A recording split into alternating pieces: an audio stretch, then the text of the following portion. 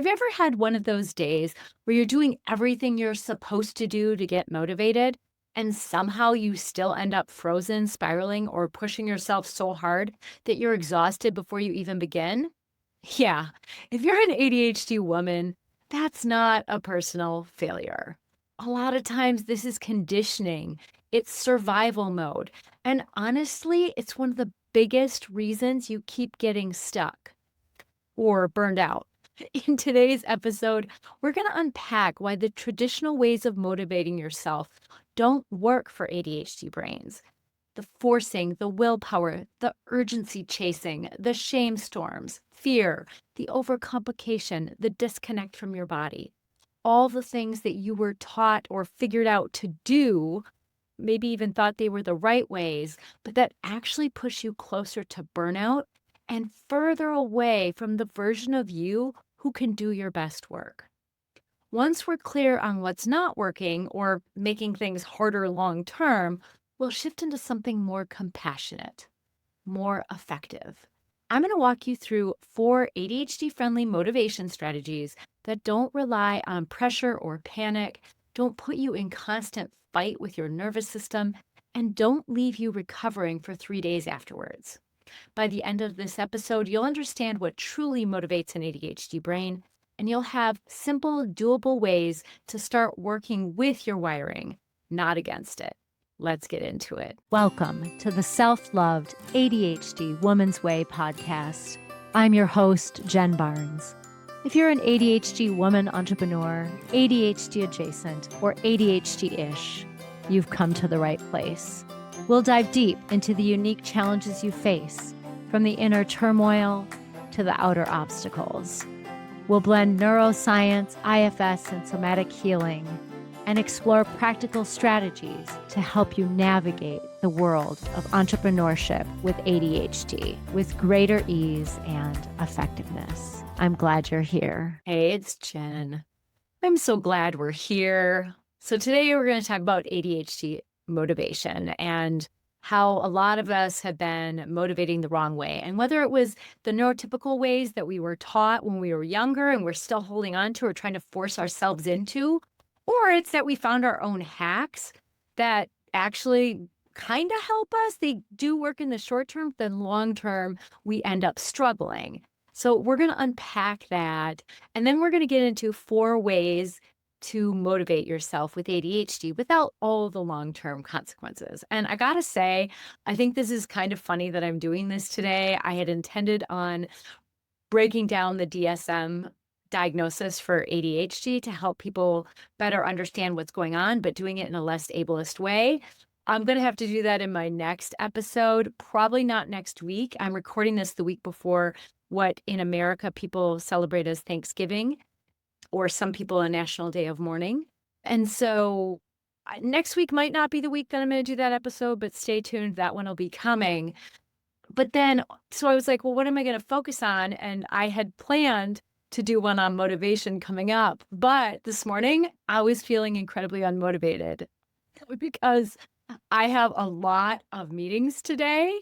I don't know why I did this to myself, but I have all these meetings and all this content I need to do today because I'm doing a Reiki training on Saturday, which is probably more info than you want, but I'm super excited. So stay tuned for Reiki offerings coming your way at some point when I feel trained enough and practiced enough. But my point is sometimes what we do to our day can actually hamper our motivation. And that's not actually one of the 7 things I'm going to talk about, but I just want to name it because I did it today where I'm like, I know what I have to get done on Thursdays. It's my YouTube content, all my other content for LinkedIn and stuff, and my podcast. And yet I scheduled like 3 or 4 meetings in addition to coaching calls. I don't know what I was thinking. I clearly wasn't being attentive about it and had stopped blocking off my calendar for work time. I got out of the habit. So that's one of the things that we do to ourselves, because when I woke up this morning knowing I had all this stuff I had to get done in between all these meetings, I felt so overwhelmed in my body that I didn't even know how to get myself to start.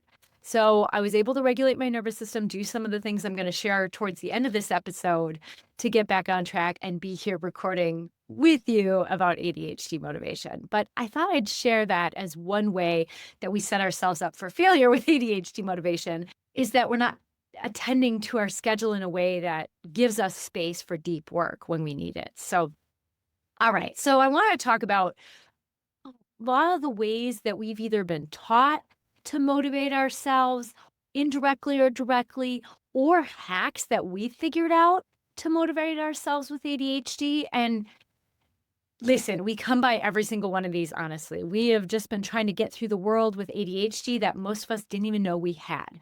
So there's no shame or blame in any of these. I have done most of them at one point in my life and sometimes still end up in these cycles. So even if we are doing our work, sometimes we'll circle back to things we knew when we get stuck or are especially challenged. That tends to be when we default into these ways. So even if you're like, oh, I do okay with motivation, sometimes these might still show up. So let's talk about them. First and foremost, forcing, pushing, and overfunctioning. Now, I started with this one for a reason because this is the one I've done the hardest, like the most, my entire life. I have been a massive overfunctioner, pushing and forcing myself to do stuff, relying on willpower, which we know is limited. So I don't know how I got it done. I mean, I just kept pushing and pushing to the point where I'd be depleted. And in fact, that's what happens. When we do this, we end up collapsing, we end up sick. I know I've shared this story before of I'd come home from college on my breaks after working really, really hard in finals, stuff like that. And I'd always be super sick. And my mom was like, you stress yourself out so much with college and then you come home and you're sick and we can't even spend time with you, which I shouldn't be laughing. But that's what I did to myself was all the pushing and forcing and overfunctioning. And listen, I know it works because I did it. That's how I got through grad school and sometimes how I still get myself to do things, but it comes at a huge cost. When we do that, we are putting ourselves in our fight or flight response, at least at some point.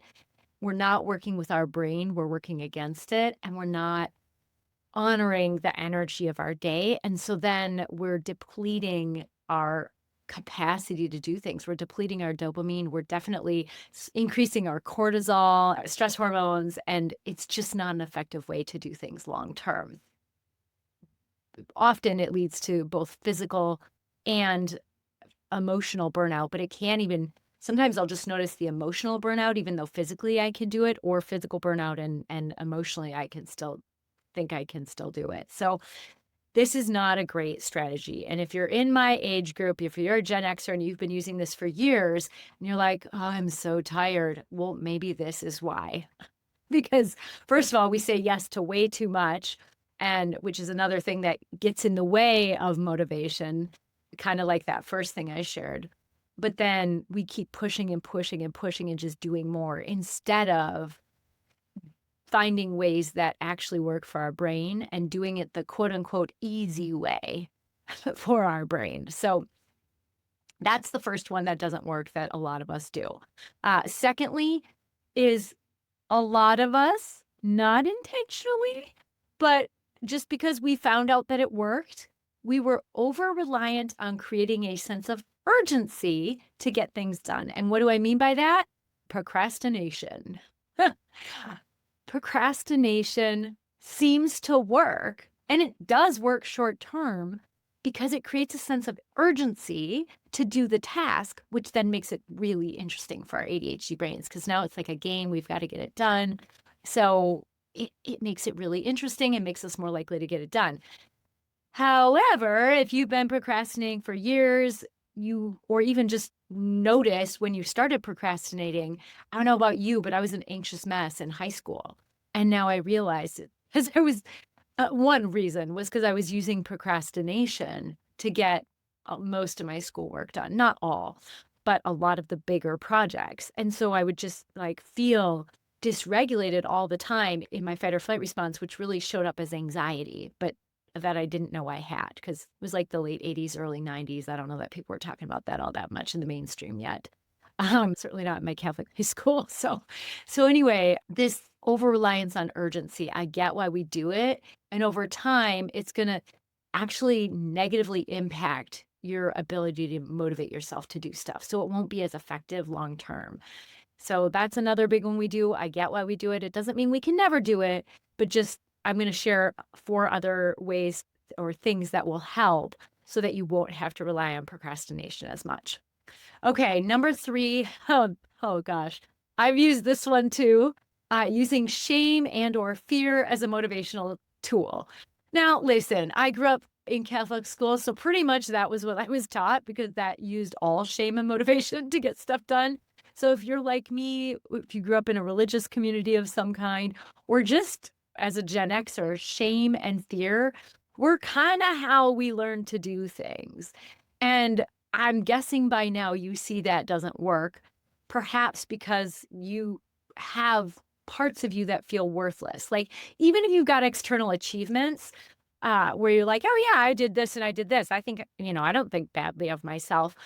But then when you look at how you actually treat yourself, that maybe indicates that, well, you feel good about your accomplishments, but there's some things that you don't feel good about because you're still not honoring yourself as sacred and amazing, regardless of what your brain does. So that's another whole nother thing to unpack for another conversation. But using shame and fear do not work because essentially what they're doing is they're creating a threat.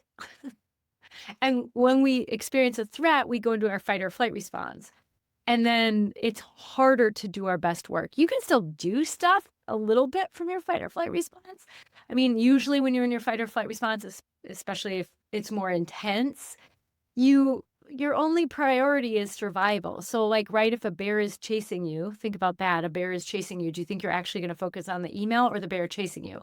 You're not going to be able to focus on the email you want to write because you're so focused on the bear and getting away from the bear to safety. So it's that kind of a situation. I will say, and because I'm speaking about this, I will say that the way I talk about nervous system regulation tends to be very clean, cut and dry, but actually there's also blended states. So I usually talk about the ventral vagal response where we're safe enough to rest, connect, and digest, and then the fight or flight response, and then the shutdown response, with freeze kind of being in between those last 2 sets. And actually, the truth is these states can be blended, and that's how we do things. So a lot of times when we're in task mode, we have a blended state between our sympathetic nervous system, not full on fight or flee, but the sympathetic nervous system, which is where fight or flee resides. And that's blended with the ventral vagal response, where we're safe enough to rest, connect, and digest. So there is like a uplifting energy, but it's not like a intense, gotta get away kind of energy. So just to speak to that. But shame and fear don't create the aware, focused kind of energy. They create that like, oh, I gotta get away, and make it harder to focus. All right. This one, the 4th one I'm going to share, I actually did a whole, I think was it a podcast or a YouTube? Now I can't even remember, but I did a whole video on this one because it's something I noticed I was doing and had no idea I was doing. So this might be a hack you figured out and didn't even realize. And that is disconnecting from your body when you have to do things you don't want to do. And in that, I think it was a YouTube video, I talked about this as more like a functional dissociation versus an actual like clinical dissociation where you feel completely disconnected, like you're watching yourself. This is more a functional dissociation where you are just not present. You're not paying attention to your body. It might be why you end up with random injuries or bruising that you don't know where it came from when you clip, oh my gosh, doorways. So whatever it is, you might also be disconnecting from your body. And what does this look like? So I noticed this when I was doing the dishes and I realized I wasn't actually present doing the dishes. I was totally dissociative. I wasn't paying attention. I was not in my body. And I can't remember how I noticed it, but I think eventually I came to kind of and realized how hot the water was. And I was like, oh, that's not good. But we can get disconnected from our body as a way to do things. But again, that's not useful long term. Because then we lose our capacity to be in the present moment. And why does that matter? Well, the only moment we have is the present moment. Everybody, that's all we have. That's the only moment we can truly live in. And that moment, being present with that, is when we do our best work.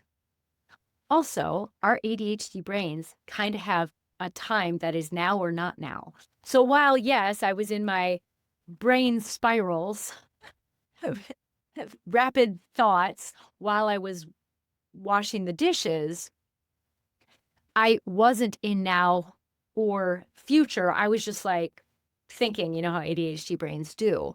And so that's just not helping. We need to be here and now to actually use our time more effectively and to be motivated, but also so that we can just live instead of just doing. So that's a big one. I talk about it in a whole separate video. If you're like, "Ooh, I want more on that," I'll try and remember to link it in the show notes.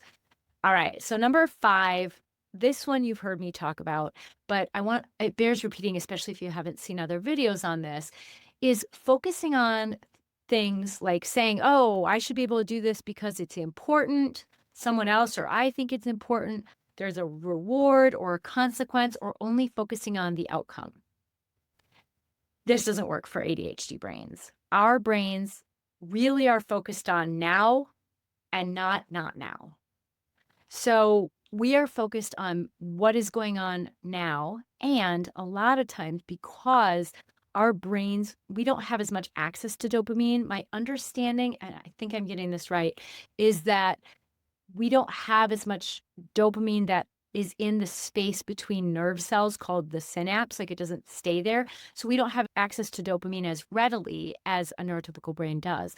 And so then we often need things to be interesting so they spike dopamine or give us some dopamine. Maybe spike is the wrong word, but give us more dopamine so then we're motivated to do the task. Whereas neurotypical brains, they've got enough dopamine going in their brain that and body that they don't need something to be interesting to do it. They can do something because it's important without forcing and pushing and all the things that we've already talked about. They can do something because they think it's important. Someone else thinks it's important. There's a reward or a consequence, or they're excited for the outcome that could be years away, months away, whatever. So those things can motivate ADHD folks, but it's less likely. So focusing on those are just not going to be effective. All right. This one's a big one. This one, ChatGPT helped me with this because I asked, what ones am I missing? This one, I was like, oh, how did I miss this? It's so obvious, but probably because I do it. Overcomplicating the starting point. So I know I'm not alone when I say I've got a gazillion journals, 10 million planners. Okay, not 10 million. And lots of things written out and plans and strategy. And yeah, that's the fun part. But when we overcomplicate what it is to start, we're not honoring our ADHD brain. Because remember how I said ADHD brains do now or not now as far as time? Well, all those plans are fun to make in the now, but they're not things we're doing now. If we're going to motivate ourselves, we need a step to activate into right now. So I'm not saying don't plan. I still make plans and I still plan my day, but instead work towards, okay, I made this plan. What's my first next step that I'm going to do right now as a way to shift that? So that one, I don't know how we learned that. I think that's just a brain hack that we figured we needed, or I don't know. I remember when I was a school social worker, we were telling kids, the importance of planning and having a good strategy. And that's great. I'm not saying we should never do that. But with ADHD, we tend to overdo it because it's fun to plan and organize. And I don't know, for some of us at least. All right. Last but not least, this one chat also identified, and I thought it was a really good one, which is expecting consistency instead of designing for inconsistency. If I know one thing about the ADHD brain, it's that our brains are not consistent. And especially if you're a woman. We know with ADHD that PMDD is way more common for people to have bigger problems with their periods and like nastier periods and more intense emotions, more intense premenstrual syndrome, essentially, is my understanding of PMDD. And so we know that with ADHD, that cycle also plays into this. But just in general, even with our ADHD brains, I bet we could ask men who don't have a menstrual cycle. I bet we could ask them, and they would say too, their brains are inconsistent. I notice, so I don't have a period anymore. I think we'll see. I'm getting close. Anyway, I haven't had one in a while, and I'm noticing the same inconsistency is still there. And I'm actually interestingly noticing that it's following what the moon is doing, which is fascinating. Maybe I'll do another episode on that, but I definitely did an email to my list about that because I find that interesting. But I notice that I'm inconsistent, and I hear from other ADHD women that they are too. That sometimes we wake up and we have a high energy day and we're like, yep, here it is. Someday we wake up and it's like, I'll be lucky if I get one thing done. And so when we expect ourselves to always wake up consistently with the same level of energy and be able to go, go, go, it's really unkind, kind of inhumane, kind of shame filled because it's not honoring the reality of how our brains function and our bodies, especially as women. So one of the ways that we overcome that is making plans for our inconsistent ADHD brain and female body. So that's the last one. And I want to just say before we go into the 4 ways we can motivate with ADHD, I want to just say like all of this is either stuff that someone taught us to cope with ADHD, probably a neurotypical person who's well-meaning, like, I'm not dissing on them. When we were growing up, no one really knew girls could have ADHD, at least in my generation, it was always a boys thing. But also, people really didn't know how to help ADHD people, except by making them do neurotypical things to make them more neurotypical, like to cure it or something, I don't know. Really kinda crazy to me. But all of this is stuff we learned or we figured out kinda worked, like, we hacked our way through. And I'm not opposed to hacks ever. It's just that hacks tend to be things that help in the short term, but then long term can not really help us or have other negative side effects. So I'm gonna talk about 4 ways that we can motivate ourselves with ADHD more consistently, not fully consistently, because we've got ADHD in a woman's body, but more effectively without all those negative side effects of the ways we've been hacking our way through. So here we go. Number 1, and this one, we're going to help you understand this as we go through the other ones. But first and foremost, notice your experience. What does your ADHD look like for you? When does it show up the most? Of the things I listed, what are those? What of those you're like, oh, yeah, that's me. And you're like, oh, not so much. Notice that because that gives you clues as to what your unique ADHD brain is like in your unique female body. So notice that. And then as you notice it, start to work with how to, first of all, radically accept, right? Radical acceptance is not saying that we like it. Like, you don't have to like that you have an ADHD brain that doesn't function the way you want it to. But instead, radical acceptance is saying, like, this is the reality of the situation. And instead of wasting time and energy fighting it, of course you can spend time grieving as needed. But once, and that might come in layers throughout your life, but like not always spending time grieving and being mad about it, and instead being like, yeah, this is how my brain is. And then leaning in with curiosity and compassion around how to best support your ADHD brain. That's a huge step that most people miss. And I've missed even because a lot of us we're looking for like, oh, what does people say works? Well, I can tell you what works for me, but I'm Jen Barnes. I'm 51, white woman, Minnesotan, recovering Catholic schoolgirl, right? Like I could list off all the identities I have, cis, hetero, all that stuff, right? I could list off all the different identities I have. And I bet that you and I are not exactly the same. So instead, I want you to take these strategies that I'm going to share because they're more general and learn what works for you rather than just trying to find the next hack or tool.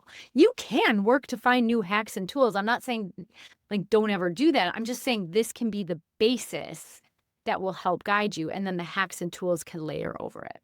All right. So, number two is to match your task with your energy. So, you've heard me talk about like sometimes we wake up with high energy, low energy, moderate energy, whatever.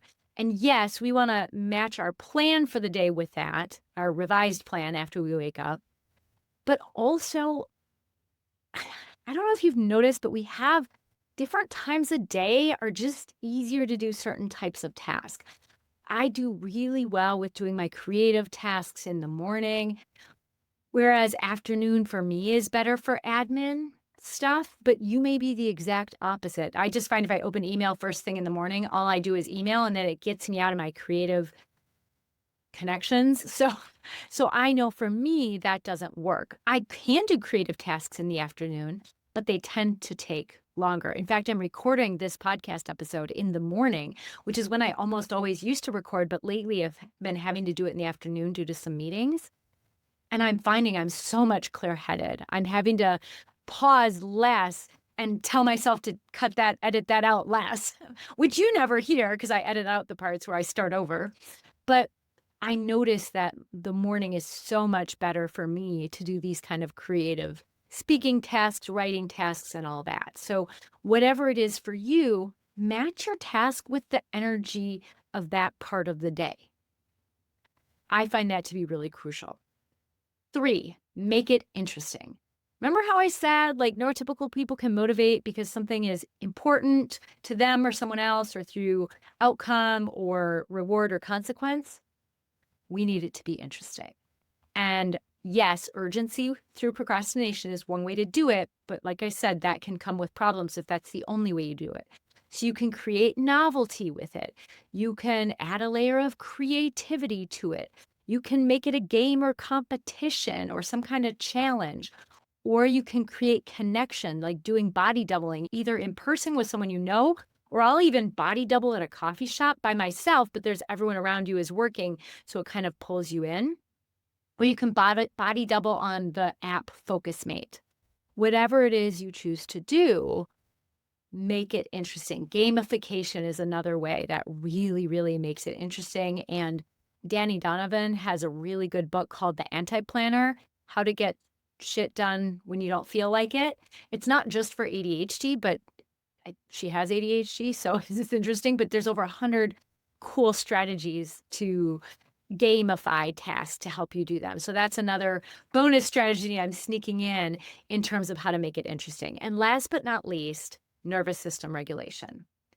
I said it before and I say it all the time. You're not going to get much done from a dysregulated nervous system. If you're in fight or flight, freeze or shutdown, your bodies, your brains, they're connected. Main priority is survival. In fact, sometimes only priority. So like I said, if a bear is chasing you, do you really think you're going to be able to write that email or record that podcast?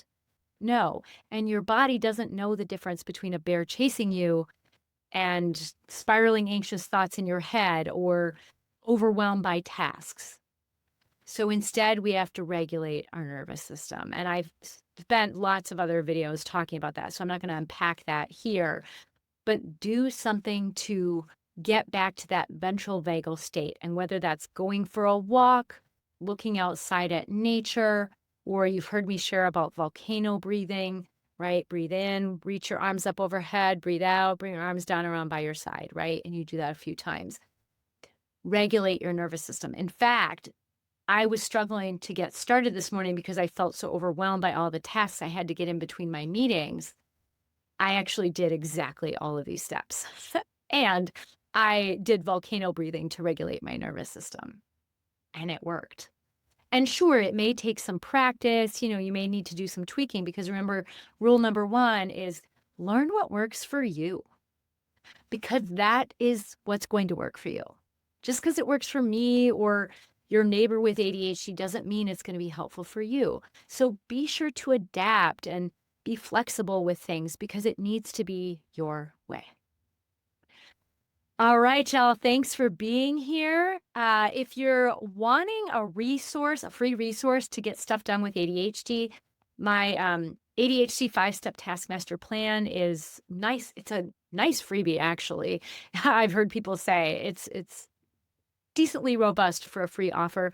I'll link it in the description so you can help get stuff done the ADHD way.